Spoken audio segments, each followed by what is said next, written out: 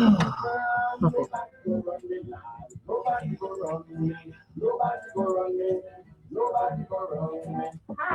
you're tuned in to Just Jamila. You know the rules. I talk about what I want to talk about until you call to change the subject. So call 773-0390 or 773-0490 and get Yeah, but it takes a second to. I'm Just Jamila. Let me go back to my page. See my page. Where's my coffee? Oh, I just need coffee. I need coffee. Hello. What do I do? No, you're good.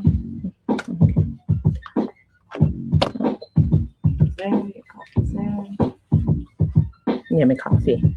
That's what we're looking for. You ready? Yeah. Ready? Okay, let's go. Ready? Let's go. And yeah, Mike. Good morning, good morning, good morning. And how you guys doing this lovely Saturday morning? You can see I decided that I'm only going to drink 1 cup of coffee, right? Usually before I get here, I've already consumed coffee and then I drink another cup. I would be like on my 3rd cup maybe, or my 2nd and a half, you know, on the way up here. This is my first cup of coffee. Can't you tell? Yes, it explains. It explains a lot, right? So, and really what it is, right, Jen, is that I can't find my Cafe Bustelo. So, you know, I do the Cafe Bustelo, the espresso kind, but the grocery store only has light roast, medium roast, dark roast. No, I want the one that's an espresso on the top with a red, you know, all these other colors that I'm unfamiliar with taking up the shelf. So I was trying to monitor because I only had 1 more left. And this is it. So I'm cherishing this cup of coffee because I have not been able to find the Cafe Bustelo, the K-Pods. If you guys know where I can find it, please let me know because my store is out. And I don't think that they're going to have until Monday. So, or maybe Tuesday. And I need coffee. So somebody please to tell me because I really need some Cafe Bustelo. All right. So if somebody listening knows where I can get the Bustelo, hit your girl up and let her know because it ain't easy out here without coffee. It really isn't. All right. So let's see. Hey, Cheryl Charles, how are you? Shashamani and I are doing okay. Everybody's okay. Thank you for asking. And it is a beautiful day here in the Virgin Islands.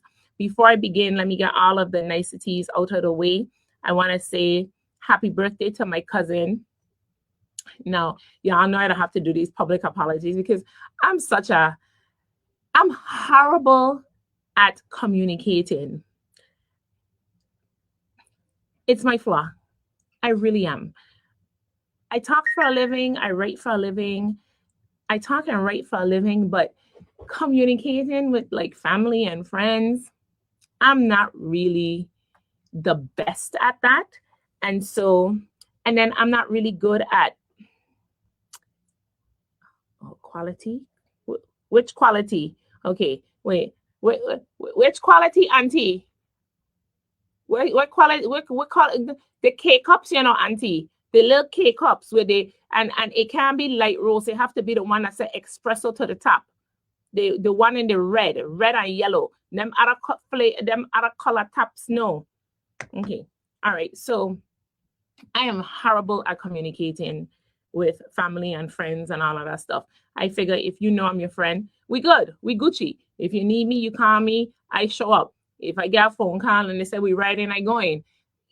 I'm that kind of friend. I don't need to speak to you every day to know that we're friends. And so I'm really bad at communicating. And then some people's love language is communication. Like, you know, they need to be communicated with to know that they're loved and all of this stuff. So I'm going to work on it. And I'm really working on it. But this cousin, I love her to the moon and back. And I just want her to know that while I am the most horrible person in communicating, that I love you to the moon and back. And so I just want to say happy birthday to my cousin. She's like my favorite. Maritza Vela Fanier. I love you so much. I really, really do. And so I'm going to do a whole lot better in communicating. But I want God to continue to bless you, guide you, give you a lot of life so that I have time to make up for all the times that I've been communicating. All right. So I love you, love you, love you, bad, bad, bad. So if you guys see my cousin out and about because she's back home, she's actually moved home. And if I tell y'all I only see her 2 times since she moved home, y'all would be like, oh, Jamila, you're lying. But yeah, I've actually only seen her twice since she's moved home. But I do love her. I really do. So I just wanted to let her know that I love her and happy birthday. So if you guys see her out and about, tell her I said happy birthday. So I want to get the good things out of the way. And as you all know, I like my nieces and nephews. And so I want to share good news. Camp start on Monday. Thank you, Jesus, for all of those parents who, and I'm just going to do the collective thank you, Jesus, for the parents who are ready to have the children out of the house because this 1 week home, they've already eaten you out of house and home because that's what they do. They eat you out of house and home. So I want to say that during the school year, my little love bug, he's my sweetie pie.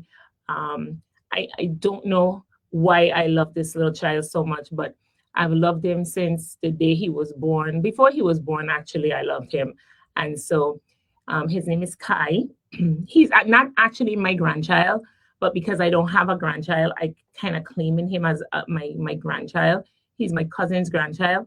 But, what's mine is hers, what's hers is mine, and except for men. And so with children and stuff we share, but everything, men we don't share. Everything else we share. So that's mine. So I get dibs on him. He played Little League, and I want to thank his coach, Blue. Blue works for Novell E. Francis Jr. His real name is Kevin, and he was on Kevin's team. And I want to thank Kevin for having the patience. Well, Kevin had to have patience because, you do carry something, you have to come in the building. And I worked there. It wouldn't have been good, but Kevin is a doll. And he did really good with these little children. And so the Little League, they kind of like wrapped up. They had like a fun day. And they did a whole newsletter and they shared it with me. And the president of the organization, the president of the Little League is Dennis Lynch. I've had him up here with me before. He has an open invitation to just pop in and talk and be a co-host, but I guess he was busy with the children on Saturdays. Their games would start like at 11 and 12, so he probably couldn't come up before he went down to the games. But they have been doing so much, and I just want to thank them for all that they did. And their championship series went out, and the people that won was on the Little Rebels won the 8U baseball. I don't know what a U stand for. Under, maybe? I don't know. I'm thinking. The Indians had the 12U baseball, and Lady Lions was 12U softball. And that was for their the Elmo Plaskett Little League 2026 champions. Those were the teams that won. And I want to just say that it takes a village. And a lot of times we say that men or fathers are absent. And I want to challenge that assertion. We're going to be celebrating Father's Day in a few weeks. And while there are a lot of single mothers in the Virgin Islands and there are mothers who are raising children without the input of the fathers, sometimes when I hear stories and I question mothers as to why fathers aren't present, it isn't always because the father doesn't want to be present, but because the mother has created such a toxic environment that it is unhealthy for the child for both parents to coexist.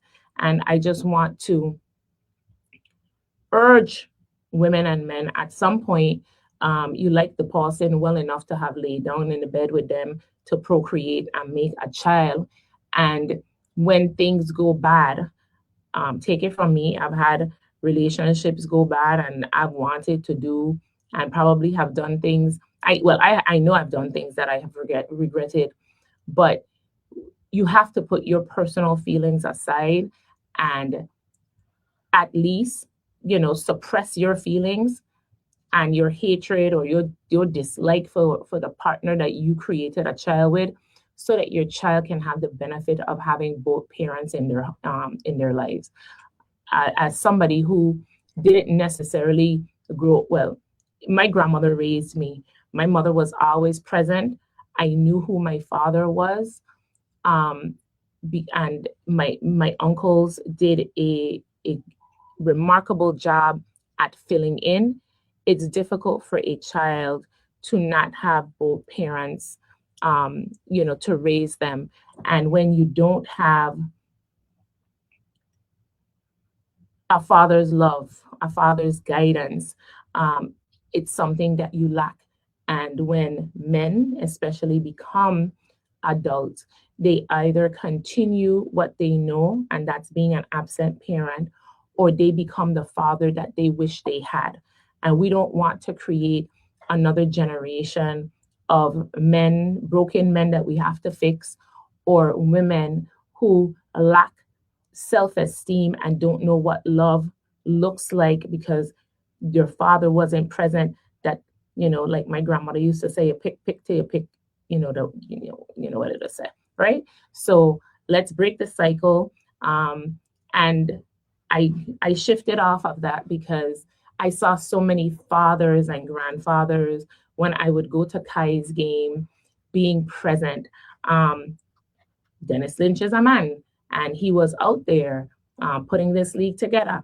Kevin is a man. Kevin doesn't have any biological children, and he was out there supporting children. I saw men being coaches and, being out there with these children. And so I want to thank all of them as we end May, going to June, which we will be celebrating Father's Day. I want to thank them for their commitment. I've challenged that notion for a long time. When I would go pick up Shashamani and drop Shashamani to school, you would see fathers doing the drop off, fathers doing the pickup. So we have some good fathers in our community, and we can have more, especially if we as women, we decide to put our feelings aside when the things go bad and stop making things very difficult for fathers to have access to their children. All right. So Elmo Plaskett did good things. I gave you all the winning team, and he have a long newsletter, but in the 3 years from the board of directors have done a lot of work in this community. They have merged the two Elmo Plaskett League into one unified organization, which is really good because we's one St. Croix. So I like that it's one Elmo Plaskett. They are modernizing the league operations, and they have they're becoming modern because millennials or whoever them Gen X or whatever generation it is, they're using computers now. So everything is being computerized. You have additional parent involvement, additional volunteer involvement. I know this to be the case because Kai's mom, Shanifa, my cousin Latifa, she's a staple to the ball field. When I've gone there, every time I've gone, then people from Christiansted, my Christiansted people, Janine Perez, she's been there. Her sister, her husband Cholo, who's from West, all of them, they've been there. Yancy Milligan, you've seen so many parents come out. You've seen parents volunteer. Mothers, Shanifa don't know, or I didn't think she knew anything about baseball, and she's volunteering. You're seeing parents build. Jen, this might have a shot, I think, because I'm hearing it one time. Yeah, this one has a short, and then I'm cutting out. So I need to switch mics. I plugs. It's probably the base. That's the plug, yeah. It's the plug. It's a bad plug. Give me a good plug. Yeah. Yeah, this is a good. Yeah, that's a bad plug.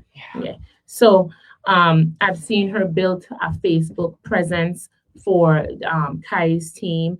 And so I just want to thank all of the players, the parents, everybody who've committed to supporting the Elmo Plaskett Little League. And, they continue to have training practices. And I would like for our community to continue to support the work that Dennis Lynch and his board of directors that they're doing. I don't know who else is on the board of directors, but Dennis is the president. So, and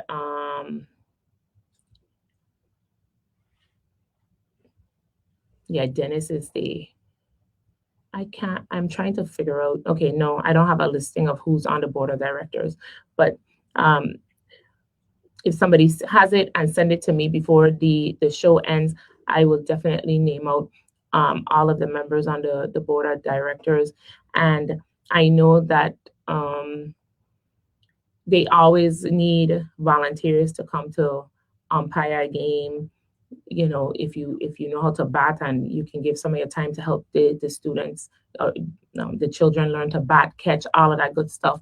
If you want to give a cash donation or a contribution to the league, please do so. Continue to support them.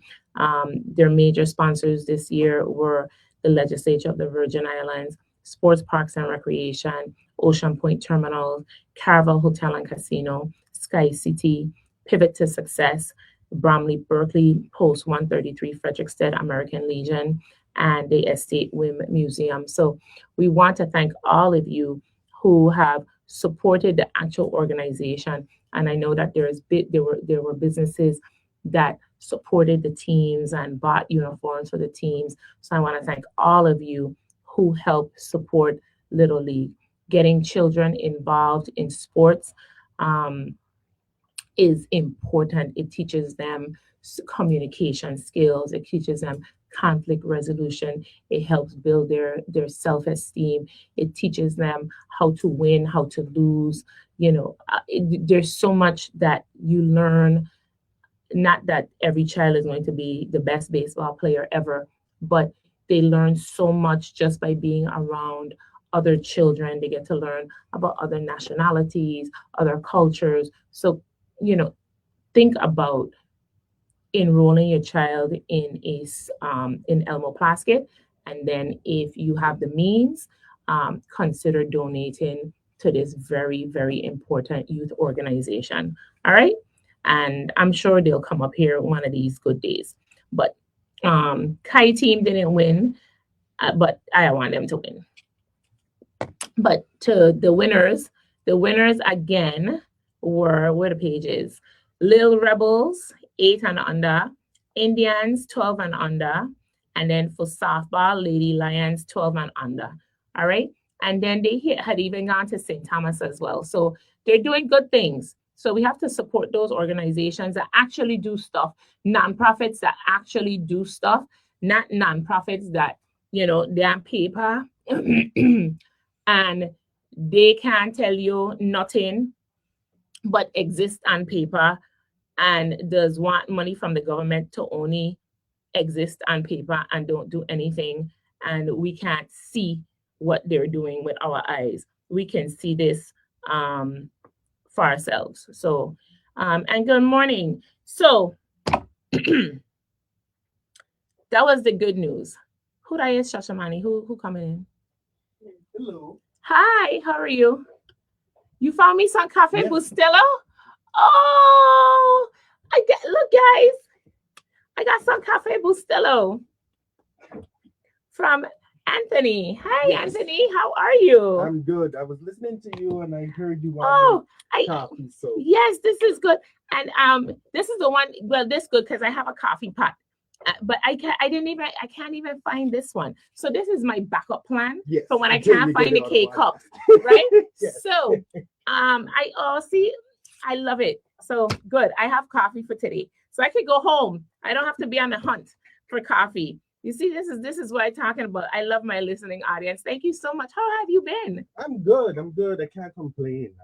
good. I'm blessed. I saw that you one of your policies. Oh, Yes. so guys, so if you guys don't know, Anthony Martinborough, I met him a minute ago when he was still in high school, and through Dwayne Howell, and so he used to come up here and just chit chat. And I haven't seen him in a minute, but he brought me some coffee. Yes. And are you excited? You're not on the ballot this time. No, not on this time. Yeah. Okay. So, are you excited about the election? I am. I think it's good. I like the young people I'm seeing running.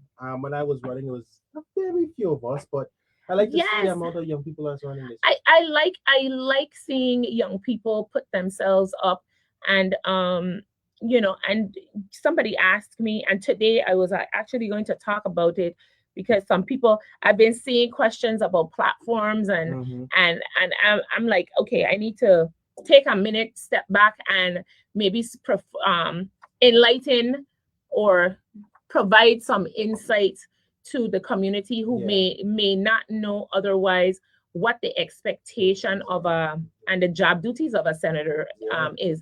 And so I'm going to get to that, but this week we had session, and you're a member of a board. Yes. And fortunately for you, your board hearings aren't necessarily made public in terms of being aired in real time, streamed in real time.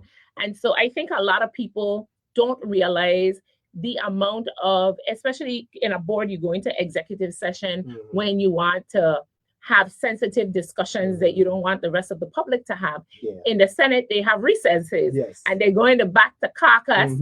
And so, people don't understand that the 3 minutes on TV or the 4 minutes that you're given for debate time, a lot of senators, can be very performative during that 4 minutes, that 3 minutes.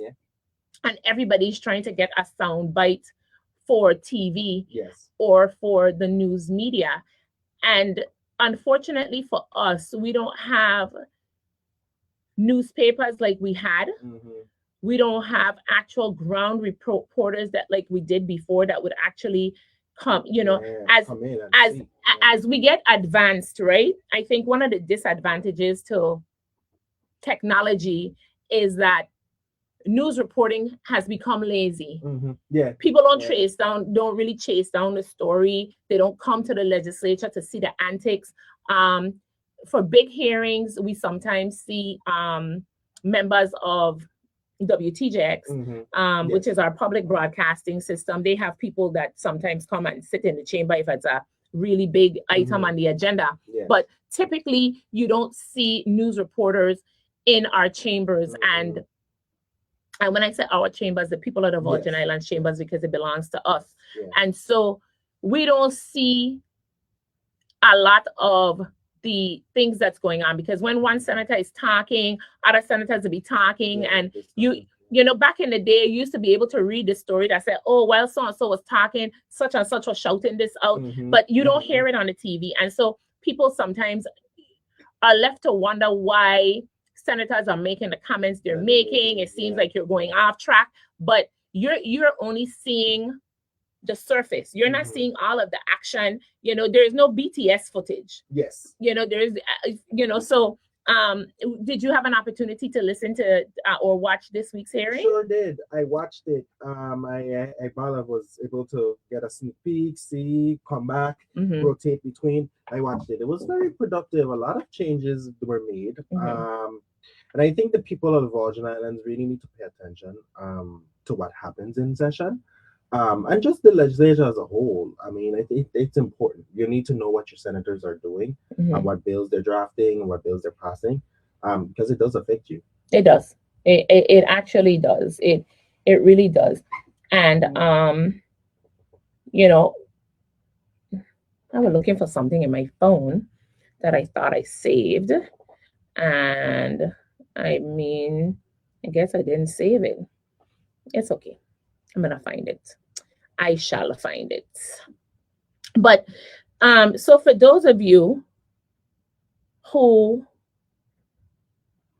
are just tuning in, you're at 9:70 a.m. Okay, somebody says, let me see Anthony for a second. So I'm going to turn it to him for a second so y'all can see who Anthony is. That's Anthony. Morning. Say hi. Good morning. Hope all is well. Yes, that'd be Anthony. Okay. Yeah, I get to see him good. Yes. So that's Anthony. Okay. I'm on this side of the screen today. Yes. Right? So there we go. Y'all good? Y'all happy now? So, oh Lord, what did I do? Okay.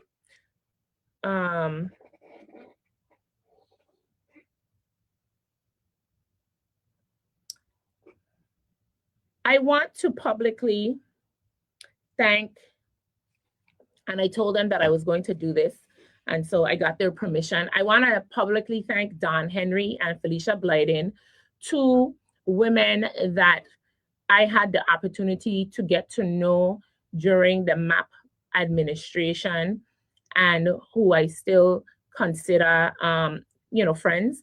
And they had, I don't know if you've been following, but Senator Clifford Joseph had introduced a bill to allow for air curtain incineration technology, for the technology to be authorized to be used here in the territory and to allow waste management to get access to grant funding to purchase these air curtain incinerators, which would take care of our vegetative and green waste. And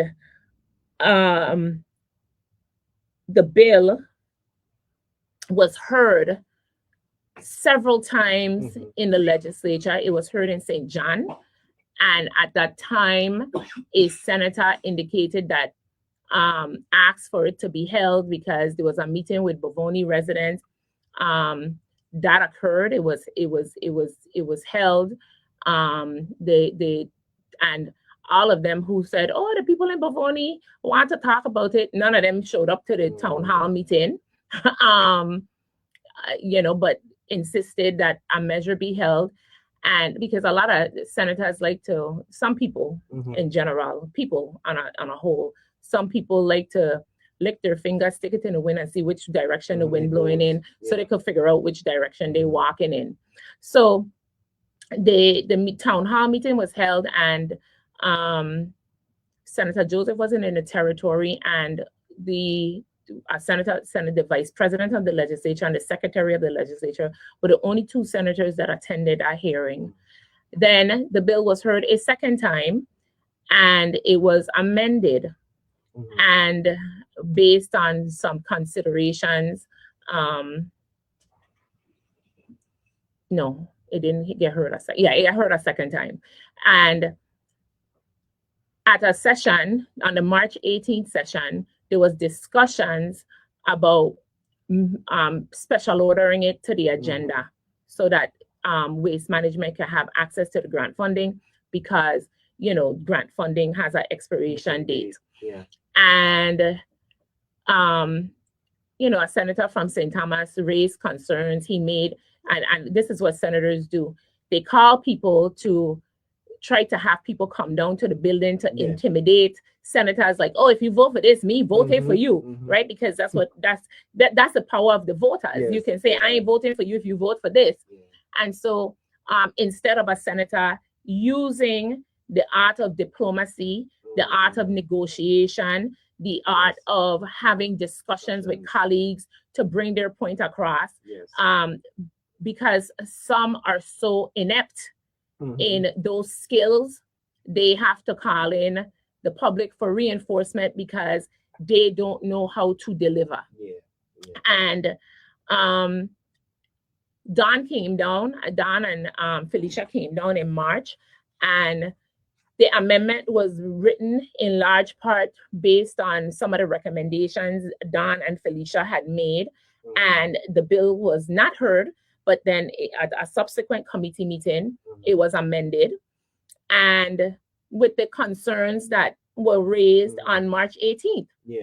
And so the bill was Gucci, right? We good. We put in everything you want to put in.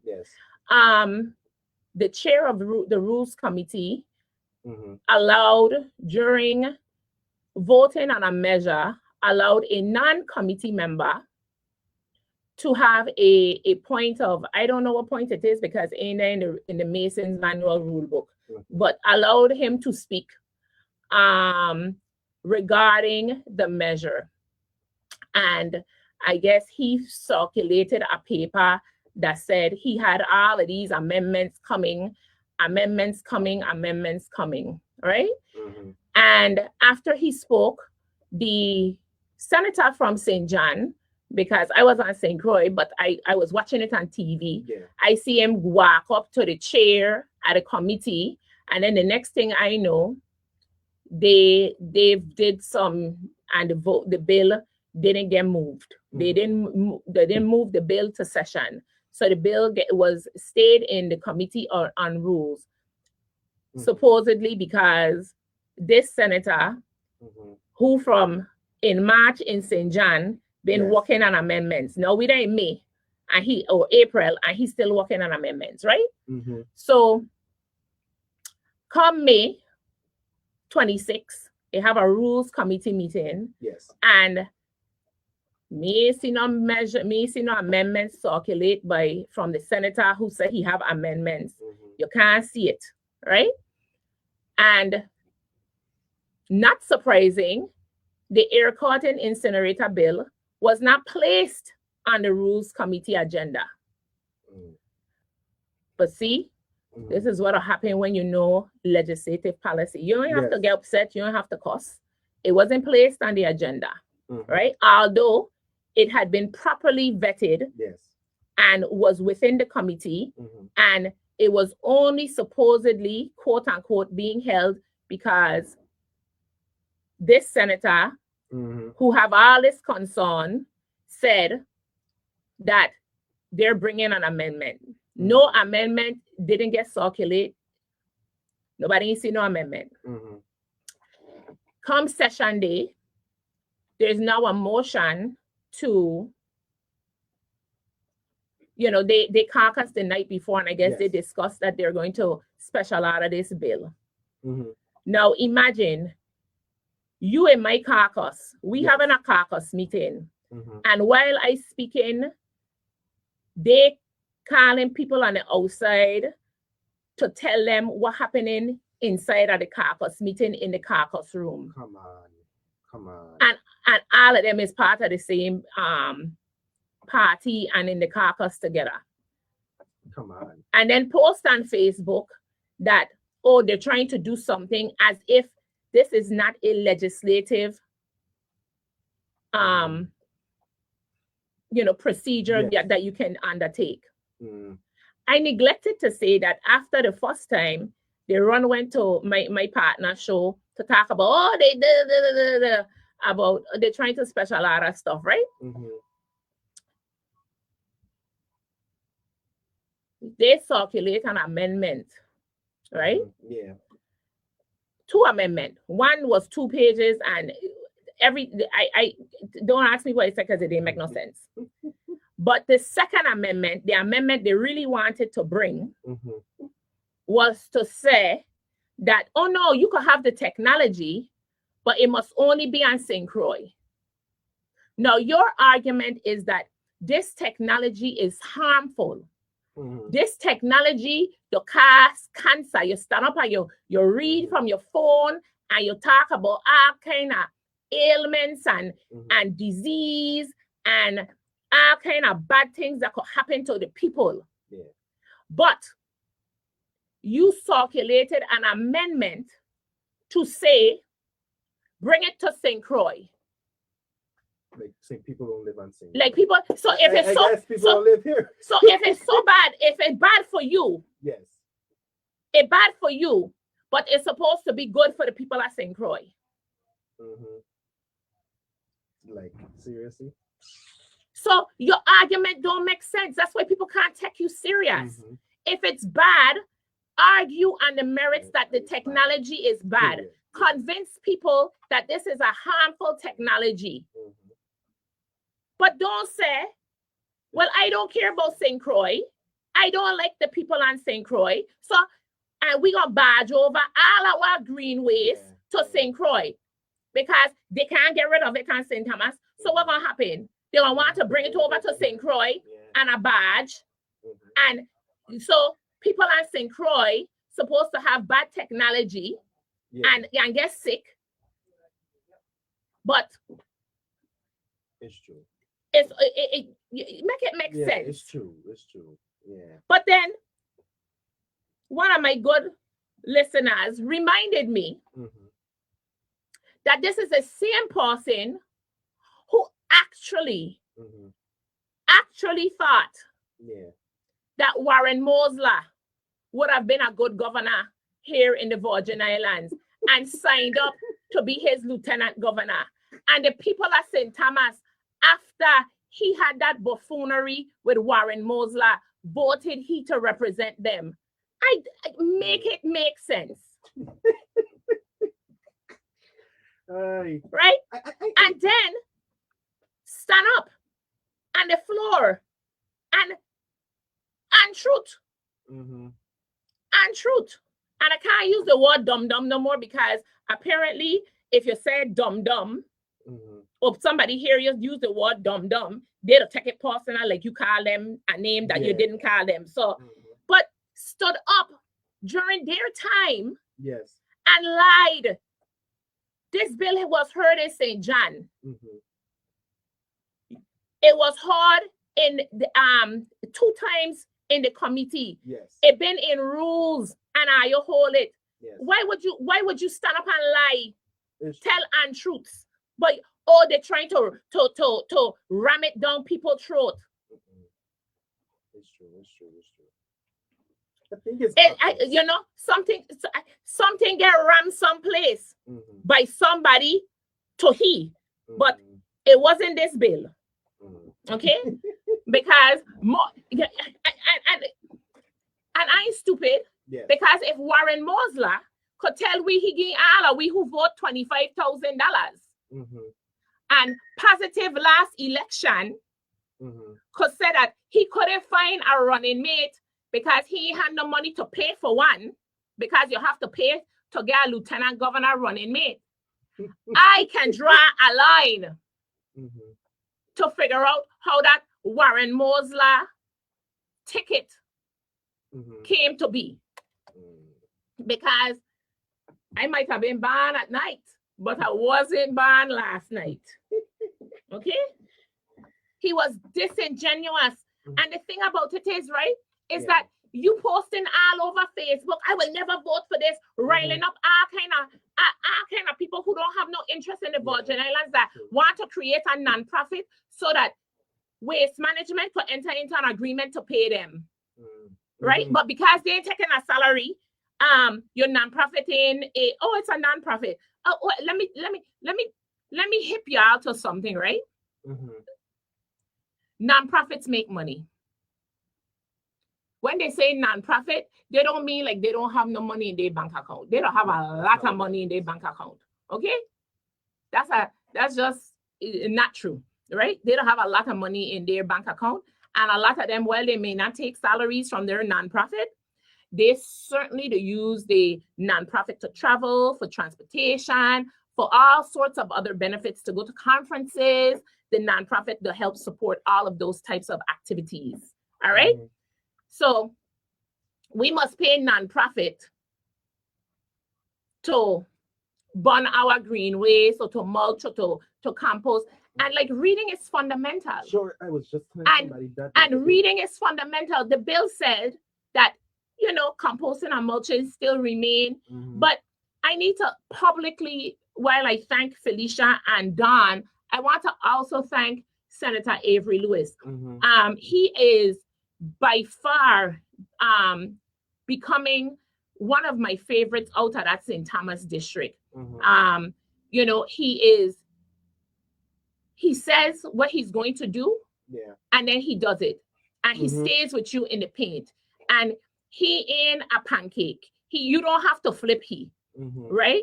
He don't, once he said he doing what he doing, he doing it. And he worked on language that made it clearer that composting, mulching, and all of these other green waste alternatives are to be utilized as well. and you have to thank the people Yes. around here. Mary Moorhead. Why you want me to call a certain name? No. Who run with Warren Mosler? I ain't calling nobody name because they're trying. And let me tell you what they're trying to do to Aya, girl. They're trying to intimidate me. Mm.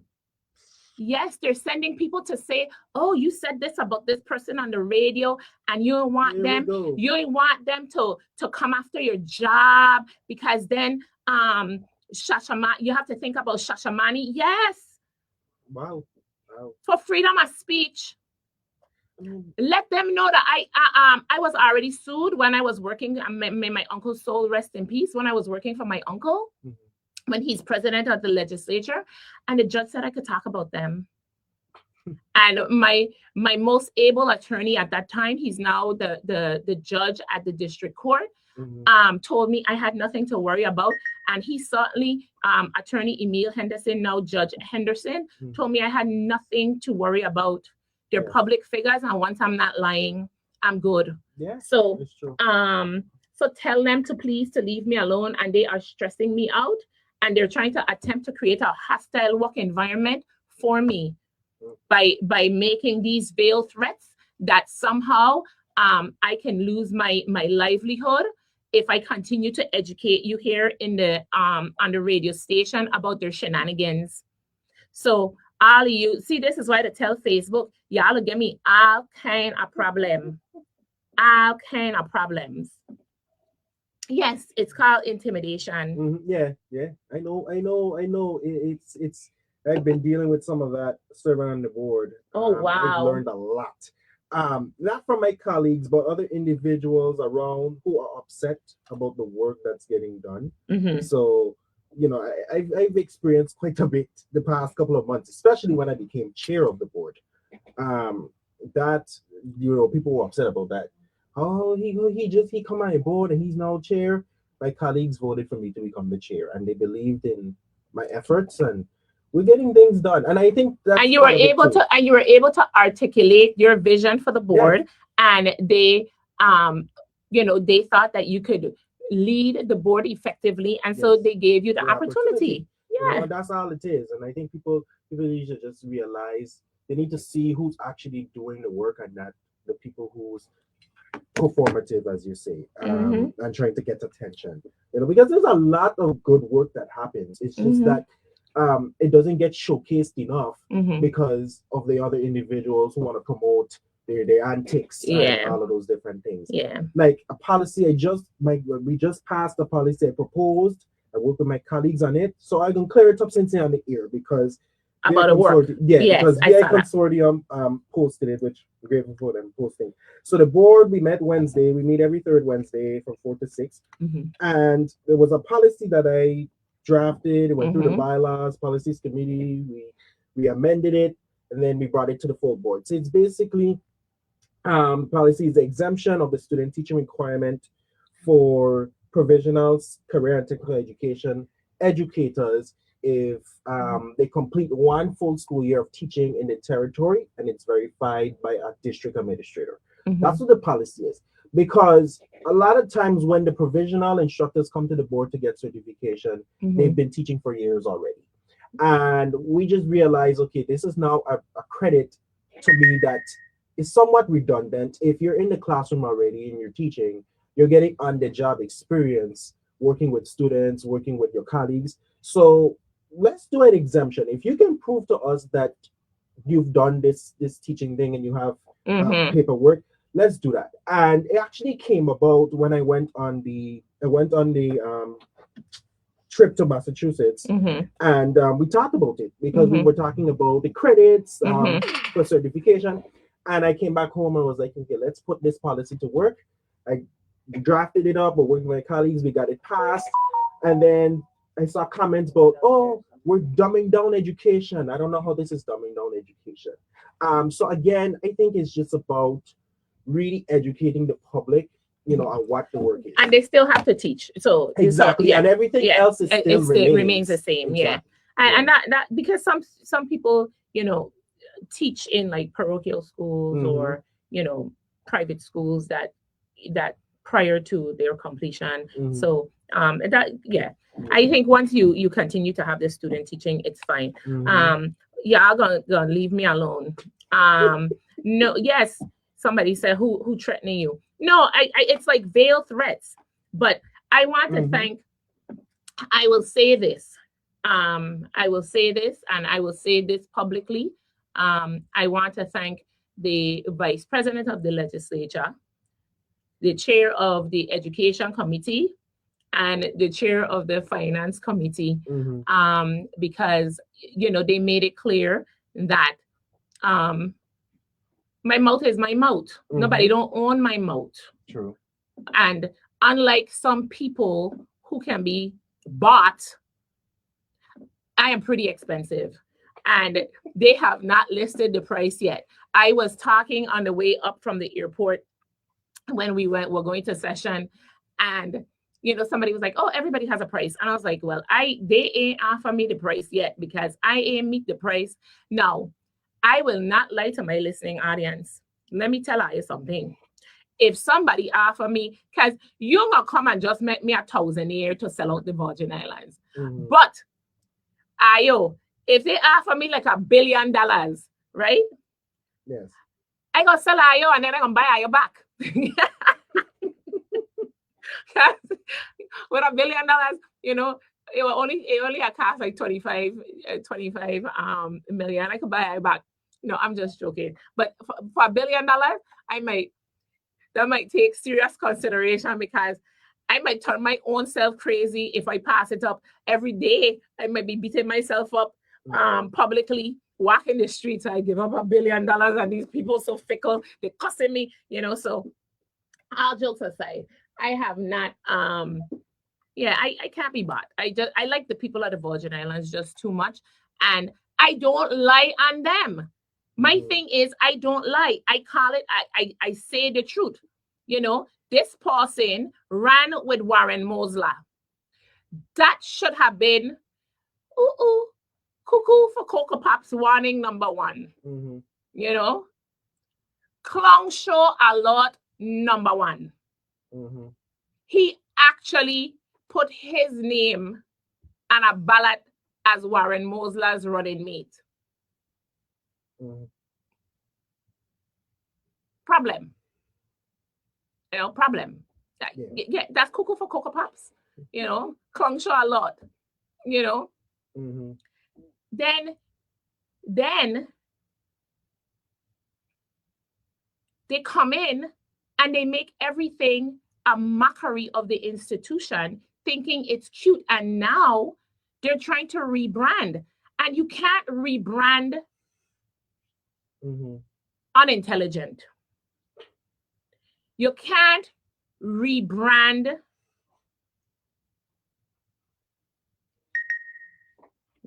I'm going to stop texting me. Okay. Only because I turn it over and I see a name. I refuse to open it. But honestly, I am not lying on anybody. The comments on the floor were disingenuous. The bill was heard. I want to thank all of those senators who were who saw through the antics. And I want to publicly thank Avery Lewis for offering a clarifying amendment that made Felicia and Don extremely happy. I want to thank Felicia and Don for making themselves available to me and my boss for discussion. And it made me feel real proud when somebody could say, hey, Clifford is of his word. He said he was going to amend it, and he amended it. I appreciate it. When somebody tells you that, it's rare for a senator to keep the word. I appreciated hearing that, because I've been around politics for a long time, and that's not a compliment you typically hear. So I want to thank them for recognizing that he is of his word. And so I'm not going to harp on that any longer. I was pissed, but I'm no longer pissed. So I'm good. And so I'm done with that, and I'm going to move on. I want to talk about, listen, the what I really want to talk about gonna get me in a whole lot of trouble, but I am going to talk about it because we have to talk about a federal lawsuit that is that's pending here in the territory that needs to be addressed. But I want to also say that I know, or I think I know, what the governor is going to be announcing on Monday. And one of it has, I think it's 2 announcements that he's going to roll out into one. One is for something on St. Thomas that I think the timing of, because of the closing of Carambola for renovations, because Carambola is being bought by another entity. They're going to add additional rooms. Yeah. Senator VLA was the primary sponsor of legislation to amend the Hotel Development Act for St. Croix to try to attract additional hotel rooms to St. Croix. Yeah. And Lord, it was the Hotel Development Act because he called in the St. Croix senators. I know that Senator Joseph signed on it. We did some, we offered some language, the St. Croix senators, but it was spearheaded by Senator VLA. And it amended, wait, I'm going to tell you why it amended right now. Hold on. But either which way, Carambola, I'm going to tell you what it is now. Carambola Hotel Development has closed down. And we have, no, this ain't it. Proposed development. No, is this it? Hold on, I'm going to tell you. No, that's Frenchman's Reef. Now what I want. Okay, as soon as I remember what a bill is, I'm going to share it with you, okay? I can't remember. I'm not finding it right now. But when you're speaking, I will talk about it. But Carambola, one of them has to do with, I think, as an announcement of that sort. While it's one territorial coffers, and you know, people we say it's one territory, one the money goes into one pot. The economy on both islands are super different, and we now have 100+ employees on St. Croix, 100+ people on St. Croix who don't have a job any longer, and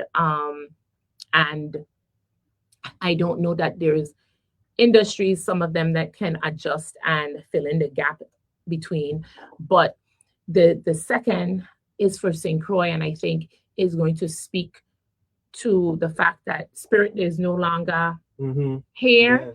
And so I think it may, the second may have to do with that. So we're going to tune in on Monday and we're going to pay attention. All right. Okay. All right. So I'm not seeing, somebody else just asked me, I need to get a copy of that bill. Okay, good. Thank you. I love it when people send me accurate information. It was the Hotel Development Act that addresses St. Croix because we've already addressed the St. Thomas has already had 2 hotels, Frenchman's Reef and the New Hampton, that have already taken advantage of the Hotel Development Act. The latest amendment specifically addresses St. Croix so that if you renovate and add rooms and all of this stuff, you can take advantage of the Hotel Development Act and be able to build and get tax incentives. Thank you for the information, my love. I so appreciate that.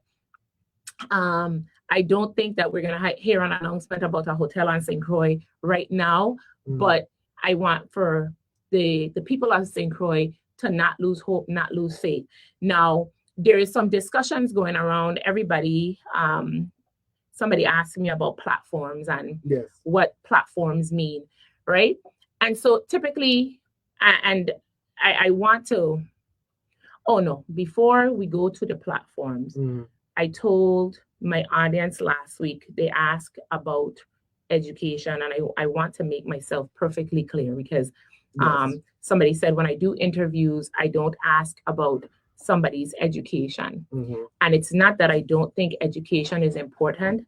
I think when I bring somebody in here and I ask them, I do ask them because I say, who are you? Tell Yes. me who you are. Yeah. And when I give you that opportunity to tell me who you are, I want to know where you come from, Yes.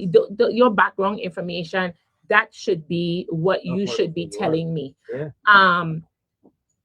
I have not, and while I understand that to get and I guess I use the terminology a piece of paper and it offended people. If you were offended, I am sorry that you took offense to my choice of words, but it was not my intent to insult you. But it is a piece of paper. But it does signal that you had, I tell people all the time, the completion of college and having a degree means that you were committed to see the process to the end. Yes. Because there are a lot of people who have graduated from college that if your GPA to graduate needed to be a 2.0, you had a 1.99999999, and you were in that registrar's office begging and making sure that your name made the graduation list. I have not been one to be super impressed by individuals and their degrees, because I, Jamila, have written papers, have done math assignments, have done science work, I have done accounting work, I have done essays for people in college. I've helped people in college, and I have helped people on all levels in college, not just people getting their first degree. So I know that it is not necessarily something that, because we have a lot of educated fools. We have a lot of fools with papers that don't do well by us. So I don't lead with it.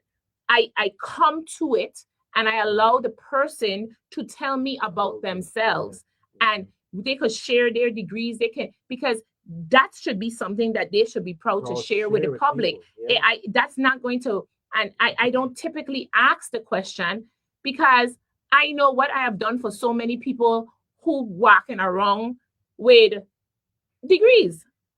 That's all. So I think it's important, and I speak to the importance because that piece of paper opened doors where you may not have otherwise had open for you. So Yes. it is important, and it's especially important to Black people in America. Yes. And we're Black people living in an American territory. It, by extension, it's super important here as well. Yes. Because it opened doors for you. Sure does. And so I will never take away from anybody's work that they did to get the degree. But I do know that a lot of people with degrees are the reason we find ourselves in the quagmire that we're in now. It's in a non-degree person that did a lot of these things. That's True. all I'm saying. True. All right. So I hope y'all, I could put that to bed. I like education. People would tell you know, I like, well, actually I like intellect more than education, because education speaks to a formal system. Intellect speaks to the knowledge that you have and you retain and that you can continue to grow from. So so all right. So I'm just saying. All right. So that's important. Yes.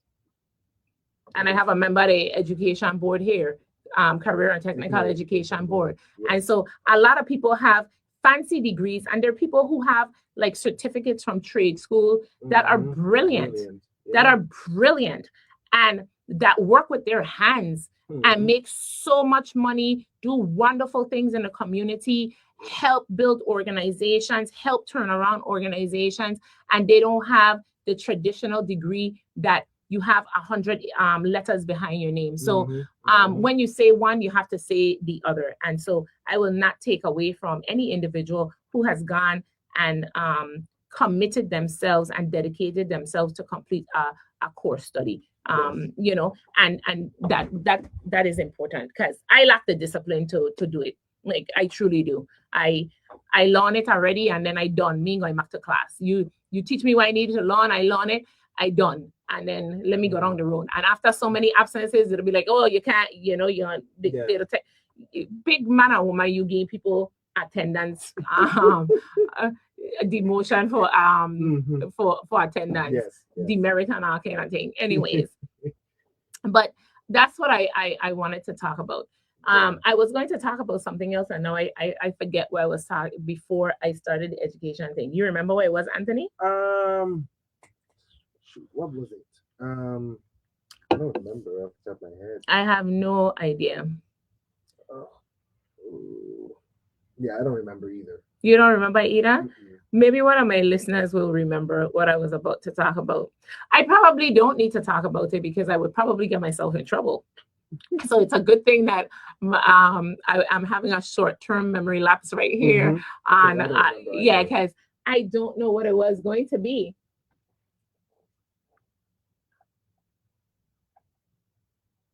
Wait, what he said? Wait, why can't I see? I can't see the comments. Hold on. Why am I thinking that I'm seeing a comment and I can't read it? Oh, the lawsuit. Yes. Okay. Yes, all right. yes. The lawsuit. All right. So thank you. See, currently there's a federal lawsuit against there's a federal lawsuit against the Virgin Islands and a bunch of other states in regards to Second Rights Amendment, right? We aren't the only jurisdiction that the federal government has brought a lawsuit against. The Supreme Court had some rulings about Second Right Amendment, and somewhere about last year, Senator Joseph had started to work on a bill to remove the commissioner from having the discretion to, grant a gun license. And a draft of and I'm going to keep it a buck with y'all because y'all don't know the half of the shenanigans that is be going on in that building, Dread. A draft of language, which is just like the proposed language, was shared with Senator Joseph, shared it with his colleagues so that they could, help with definitions, things that they want in. And a senator, again, a St. Thomas senator, there's another one now, a St. Thomas senator decided that they wanted to share, instead of, discussing with the senator, they wanted to share it with some group they know in St. Thomas, for somebody, that don't live in the Virgin Islands, ain't registered to vote in the Virgin Islands, and share it with a person. And they start a whole group in St. Thomas about to stop the bill from going forward. The bill was eventually drafted with recommendations. Again, I like to publicly thank those people who assist. And there's a set of brothers from St. Croix named the McGrath, and the McGrath brothers weighed in, shared, were very helpful in providing pertinent language to help with the drafting of the bill, right? And so it had a hearing. The bill moved from the committee and again to the same rules committee, and the rules committee had looked like the Pestacle Theater in St. Thomas, where some kind of people will come in, and typically you don't hear testimony in rules, but they bring all kind of people like a Pestacle Theater. So we moved the bill. The bill was moved back to the committee of jurisdiction.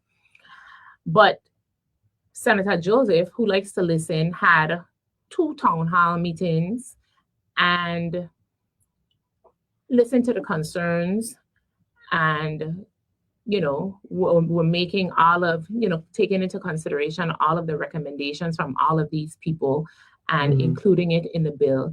And then this person who's not from here, and how I know this is because I was copied on the email, was writing the U.S. Department of Justice and tagging all kind of people, like long email, if you print it out, and print out to like 14 pages and thing, right? Long email.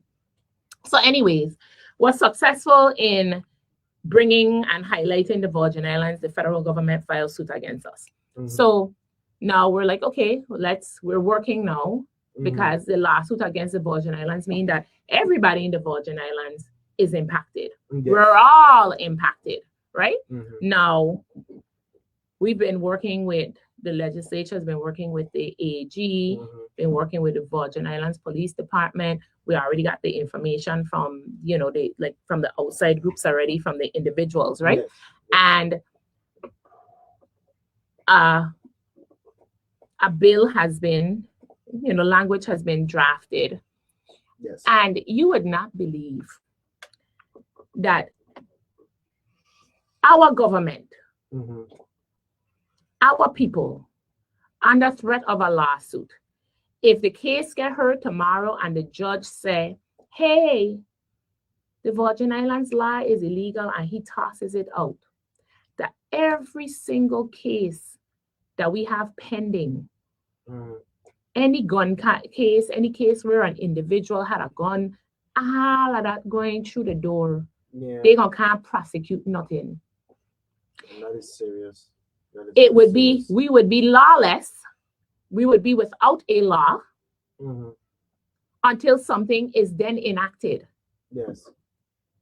Can you imagine that it still have people who, for one man who bank account probably have a lot of zeros, they want to throw the whole of the Virgin Islands under the bus because they want one man who is not a resident of our territory, one man who said he don't vote in our territory. He might have changed now. That's me, And imagine, while they are having discussions, again, if you can't trust, if that's why people don't trust the senators. It's true.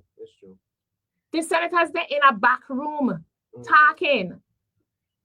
And you could get text in your phone. Because people making Facebook posts. Yeah. Go back and watch it. The legislature been on recess. And people posting on Facebook in real time about what is being said. Yes. So now senators have to keep watching, and then because them people who don't look like we, they don't care. They're gonna call your name. They said who was texting them out of the room in real time. Well, let me tell you, I pray to God all the time that I never ever allow anybody to have that level of control over me, my thoughts, and my actions. That while I'm in a meeting to protect the Virgin Islands, that I will send a text to the enemy of the Virgin Islands. Well, sir, imagine that. In real time, Wow.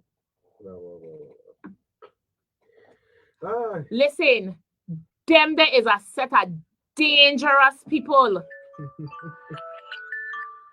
But they're all over the Virgin Islands. You just have to watch and know who they are. No, but they're representing us. They're representing us. You have you in a serve. We don't even staff outside don't even know what's going on. But you texting people outside of the building and they posting it on Facebook. You're scrolling. So you're outside waiting for them to come back in. And you scrolling on Facebook and say, oh, that's what they're talking about. Come on. That's what it's closed doors for you and your colleagues to discuss those things before it goes. You know, it's supposed to be a united front when you come out to. Yes, cuss in the back.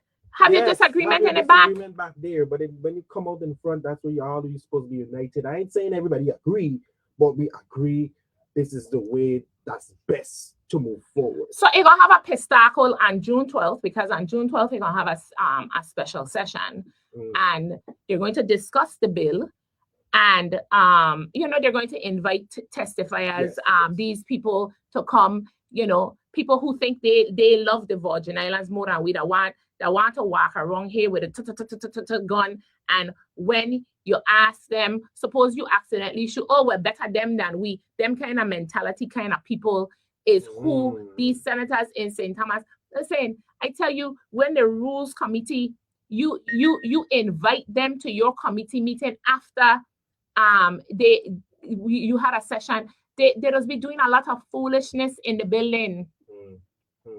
A lot of foolishness. Yeah.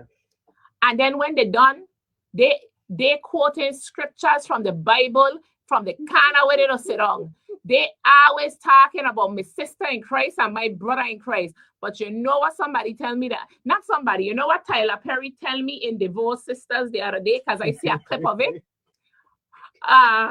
You know what Tyler Perry said? Latoya Luckett character, because I ain't watching it, but I see the clip. Yeah. You are the devil. Ooh. I see you, devil. The devil thrives in chaos and confusion. And your colleagues out there, and just quote the scripture and talk about their church is the longest serving church, and listen, them there, they can't pray for me, Don't pray for me. Leave me out of your prayers, please.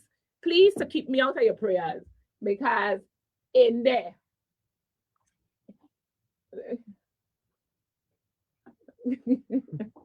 listen, let me tell you, the quote so June 12th, the Senate President has indicated the Senator Joseph was having a committee meeting on June 4th to hear the bill, because we have this pending lawsuit, and the bill takes away all of the commissioners' right. If you meet the qualifications to become a gun owner, they have to give you a license to become a gun owner, and so there's a licensing process where you become you're licensed to carry a gun, and then there's a registration process where you go and you register your guns, and it's very straightforward. It doesn't, you want to get a license, handgun, wherever the proper terminology is, you can get that. This is not an open carry state, so you can't open carry no gun. People want them gun to walk around the streets of St. Thomas so they could shoot up our black people and say, oh, they were coming at me and I felt threatened. This is not a stand your ground state. They want to stand their ground. They need to go back to their home state where they register to vote, and where they could use that as their legal defense. Leave us here in the Virgin Islands alone, please, and thank you. But yes. So the Senate President has indicated that he will have the hearing on the 12th, and I need to watch it, because watch how they're gonna be I don't wish the camera could be on when they're prancing, because you know how it has to chip, they're gonna chip like they has prance, like how they has them to prance. And watch the interaction between that person who is not from the Virgin Islands, who gonna come in there acting smug and want to talk down to us. Let me tell you something, right?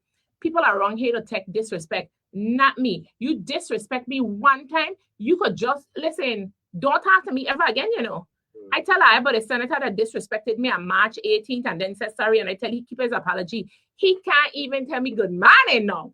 Keep it. You try keep that in Bovoni and Savan someplace. Don't bring it over here. Let me see. I can't see the comments.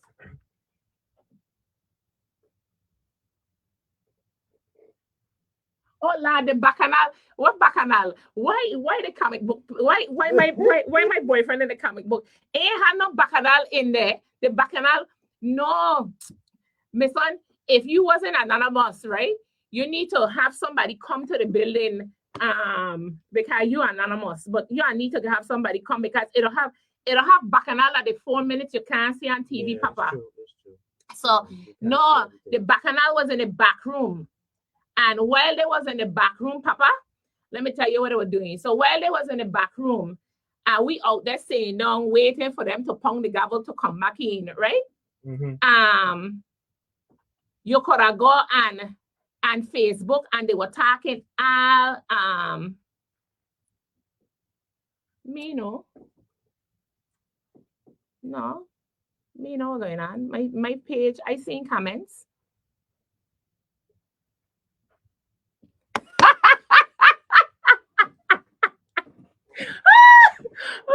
Listen, let me tell you something, right? So while we was in the back room, while they were in the back room, we were on the floor.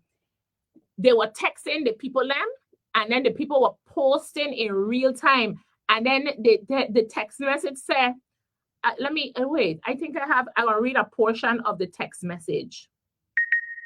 Wait, let me get you a copy. Stop doing that, Shashamani. Do not send any text. Let me read a portion of the text message. Hold on, let me find it because I have it. I will only read the first 3 sentences because it ain't in the text message, right? Because I'm not going to give that person any other kind of points or credit or anything.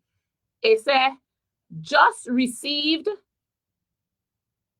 a call from Carla Joseph's office.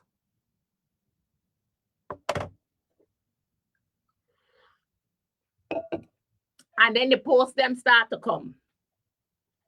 Sell them right out. All on the people them interweb. All on the people WhatsApp group chat. Yep. That's what always be going on. And that is why you know how they say, Captain, the ship is sinking? It's because the ship don't have leaks. The people are being in the back, you know. And I mean, and as I don't know how the other 14 people feel. Like, you're in a room, we're having a discussion, like we're colleagues. I think it's the principle of it. Yeah, the principle. To be considerate. There's a reason why we're in this room. There's a reason why we're talking here and not on the floor. Exactly. You know. Principle. Yeah. I think it's just, like I said, I think it's just the principle. This is where we want to be really real, really dive into the work, and then we come back out and say, okay, this is the plan, this is what we're doing.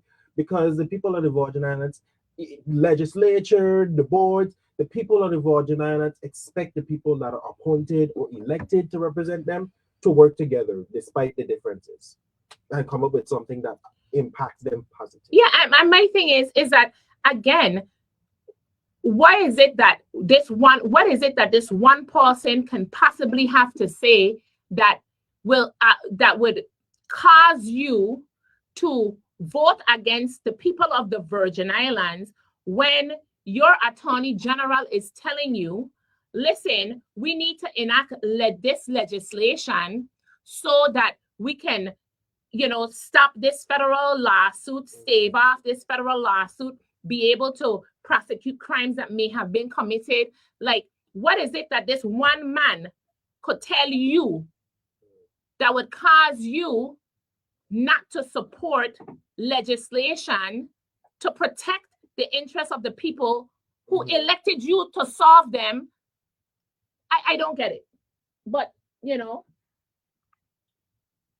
I used to say, and for the record, the campaign donation has now been risen to 3,500. So ain't even 1,000. So they gonna get a little bit more money from these people like that who does make donations. All right. Oh, my partner to 340 said he get black. Well, I block him from talking to me. Like, don't tell me nothing, cause me and you ain't no friend. You don't get to disrespect me. And then everybody, and I'm sensitive. You try to disrespect me in front of people? No. Keep that same energy. But you know what I wanted to talk about? I do remember what it was. Thank you. Besides the lawsuit, you get me in trouble with the lawsuit. But besides that, I wanted to talk about platforms. Yes. So my good buddy who was up here 2 weeks ago, launched what, you know, and she said what it was. And I mean, I guess you're calling it a platform, her manifesto for Congress, and those issues that she thinks that the delegate to Congress should be pushing for the people of the territory. Yes. And, you know, as our chief lobbyist in Washington, D.C., it would be imperative for the person who's elected to delegate to Congress to push initiatives and to develop a portfolio, a portfolio of those things that they think would be important for us here in the territory. Yes. But I've been seeing a lot of people on Facebook saying, "Oh, I want candidates to put up their platform." Our structure of government is very different. We have a unicameral legislature, and we don't have municipal government, right? So when you ask a person for a platform, they can't truly give you a platform because the administration and implementation comes from the executive branch. The people that should be presenting a quote unquote platform to the public would be those individuals who want to govern the territory, because the chief executive is responsible for developing the vision of where they want the Virgin Islands to go, what they want our healthcare system to look like, what they want our educational system to look like, what they want our economic base to look like. So those are the individuals who should be promoting what their platform and their vision for the Virgin Islands is moving forward. Yes. The legislature proper, the revised Organic Act, which is our de facto constitution, what you do in this branch of government is you're responsible for making laws. Yes. You're responsible for adopting a budget. Yes. You're responsible for the approval, the vetting of nominees. Yes. You're responsible for oversight. Yes. And then you're responsible for, you know, looking for revenue generation. And when you say revenue generation is to write laws that generate revenues. Yes. And how a government generate revenues is by taxes, fees and permits, or by going to the bond market. Yes. That's typically what it is. And so a Senate can only write measures such as the Hotel Development Act that creates a framework where businesses would feel like your destination, your location is beneficial to them economically, financially, and they set up shop here. Yes. And then based on the number of people that they employ, you start to get employment taxes and all of the other associated taxes that come from having a business organization use the Virgin Islands as their base. So when I hear aspirants talk about, I am going to address WAPA, I am going to address the hospitals, the legislature only has oversight of those entities. Yes. You can say that you would like I would like to have more hearings to discuss blah, blah, blah, blah, blah. Yes. And maybe if you can write a law that says the hospitals should only see 10 patients a day, but legislators only write laws. And revenue generation ideas come from taxation, either on the people or on businesses that's then passed on to the people. Yes. And so, or you create an infrastructure that allows for economic growth, and you use the taxes that's generated from new businesses coming to your place to fund projects. Yes. And so I think that we need to, because there's a new trend on Facebook about tell me where your revenue generating ideas are going to be. And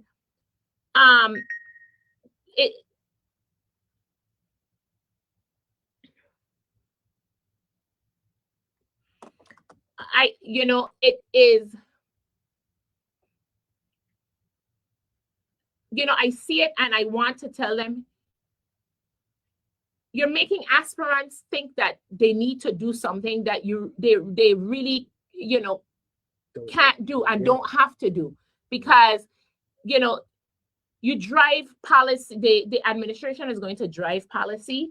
You're going to have to, of course, there's a bunch of laws. I mean, you can tax, we have a sin tax now. You can say our revenue idea is to, create a new category of taxes. I saw somebody talk about marijuana tourism, and we need to, again, it speaks to the lack of education about our system here. Marijuana is illegal. Yes. Federally. Yes. While we have passed adult use cannabis here in the territory, we have not been able to identify a legal mechanism in which those individuals who have a dispensary, and when this happens, to be able to bank their money. Yes. And we haven't been able, and if they can't bank their money and can't report their money, there's no way we can tax their money and collect the taxes. And so, and I understand that Facebook isn't a real place. But I think it's so important that they understand that you're framing the question.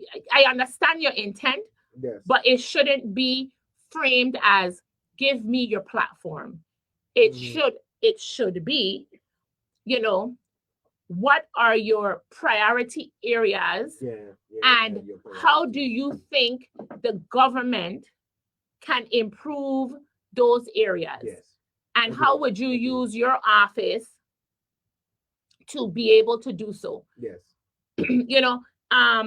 When we just came in and working with Senator Joseph, his first bill was a revenue generating bill. Of course, we don't have newspapers that report stuff regularly, yes, but we closed a tax loophole yes, that allowed for businesses to not pay taxes here in the territory.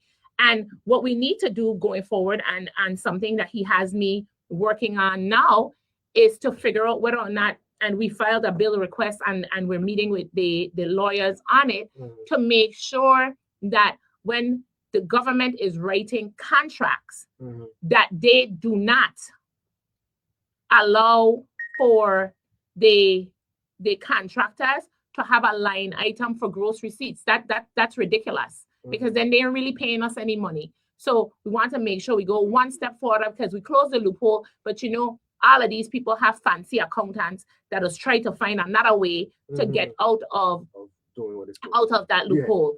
The other day he supported, and I think he signed on as a co-sponsor for Senator Lewis. He closed another loophole where, imagine, we're giving you a tax break as an EDC company, and then you want to file a tax return and get a refund, and you don't ain't paying no taxes. Like, take your money and go back to the States. Pack up your money and go back to the States. So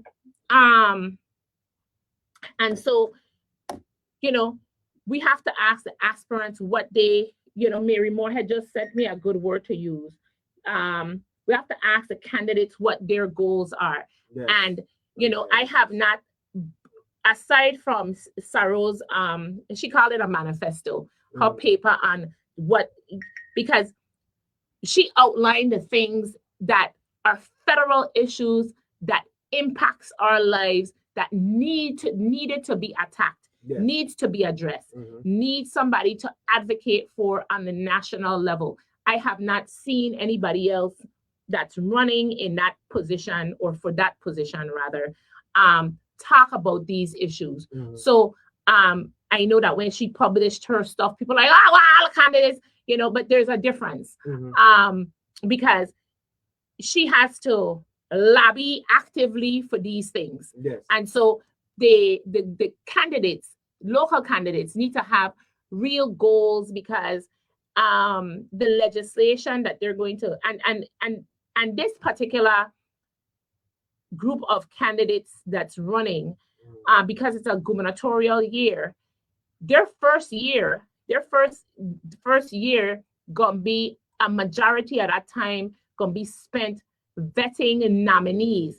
And that is so important, because a lot of times the old adage is you give the governor the people he wants or she wants to run their administration. So you ask the hard questions, but typically you don't find that senators typically don't, vote down a candidate or a nominee.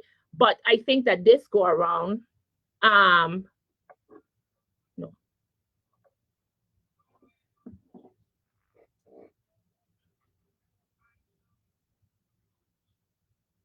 No. Somebody asked if I'm saying that the no. Congress have to talk. No. Before I lose my train of thought, what was I saying, Anthony? Because I'm gonna lose my train of thought. I gonna need somebody else to text me and tell me what I was saying. Talking about goals, priorities. Yeah. Mary Moorhead gave me a good word. The candidates should have goals. Yes. The things that they want to address. But on the gubernatorial side, I want to see what the candidates have for their vision. We know from Sarah's manifesto, and a lot of those issues you've heard me talk about up here, and she's talked about it before. And so those things that she put in, that's important, because you're representing us in Congress, where federal laws impact us. So you have to know what things you want to be able to get, and what ideas you want to spark in their brain to get them to think about when it comes to our territory. So it works on the congressional side, and it works for the governor, because the governor leads the territory. The delegate do a lot of the lobbying, putting forth a lot of the discussions, the meetings, and our chief federal person, chief connect with the federal agencies. And so we need for that person to have a clear plan of those things, and it can't be like they're going off the reservation. All right. So okay, he said, VI Comics asked me, do you do the format? You do that for real?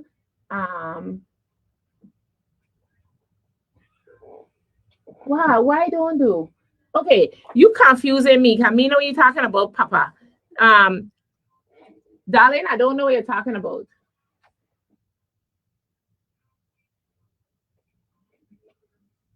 What you do to who? Okay. Okay. My new boyfriends at the comic book page is confusing me, because I seen some stuff being posted. Or maybe he ain't even talking to me. Maybe he's talking to people on the timeline. I don't know. Okay, I don't know what you're talking about.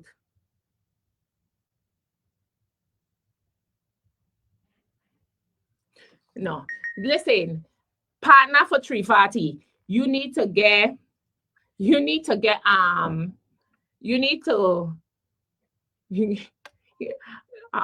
I can't even tell you. I could wear my Facebook Meta. I could wear my Meta glasses and tape it for you. But if you weren't anonymous, you would need to come in sometimes to the legislature, and you would be surprised by what's said on the floor that you don't hear on the television, because the camera, when one senator is speaking, the camera is on them. But it'll get a lot of bacchanal getting turned up in there. When I tell you it'll get bacchanal to the point, like sometimes you think it's gonna come to fisticuffs. Yeah, real bacchanal. And it'll get word getting thrown thing, like, yeah, and you can't hear it on TV, but what the beginning throw people feelings to be getting hot, and so yeah, man. But and VI Comics, you got bill coming for you. Just watch.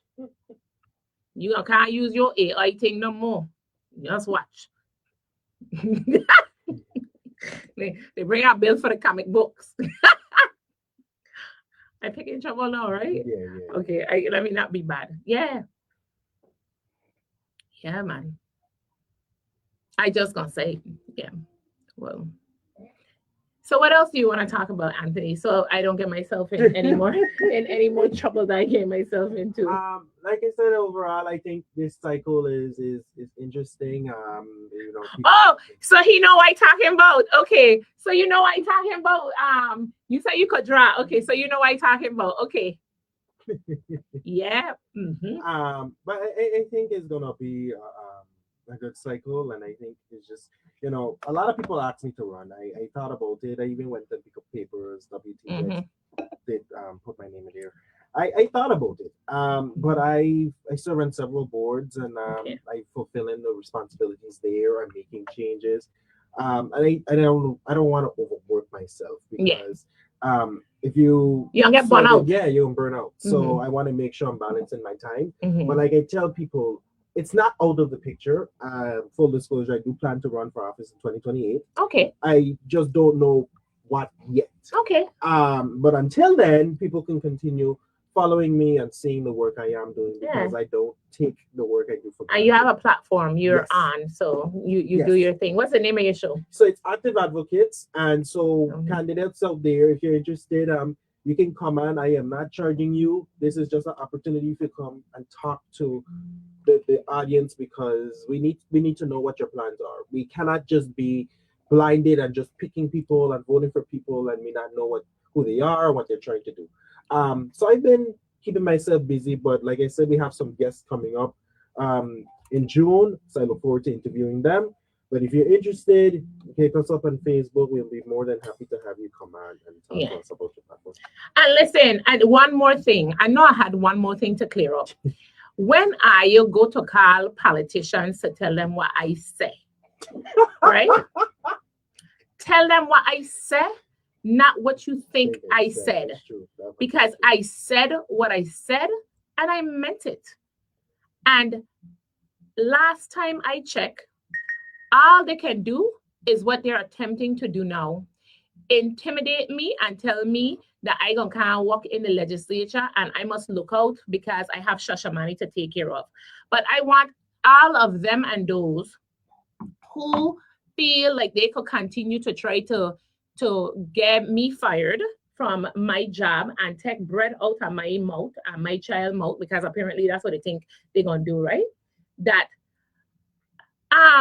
me and my son will eat.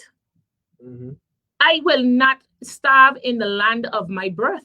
So if you think that I will be intimidated into being silent about your bad and reckless behavior, and if you think that I'm not going to talk about how I perceive you to be selling out the Virgin Islands to the lowest bidder, then you have another thing coming, poopa.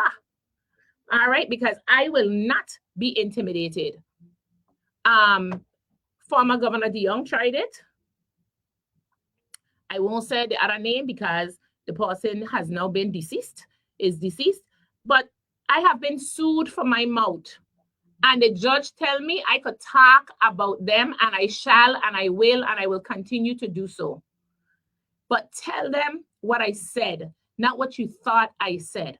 And for those of you who have a comprehension problem, let me repeat what I said.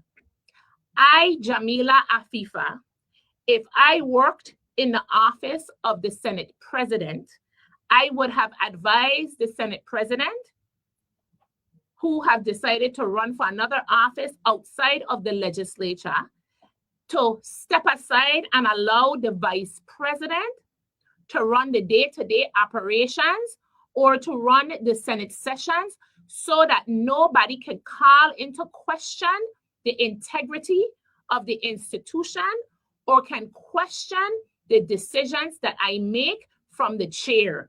And they ain't gonna be able to throw in my face it's only because you want to be this, only because you want to be that you're doing what you're doing. I said it was to protect the integrity of the institution.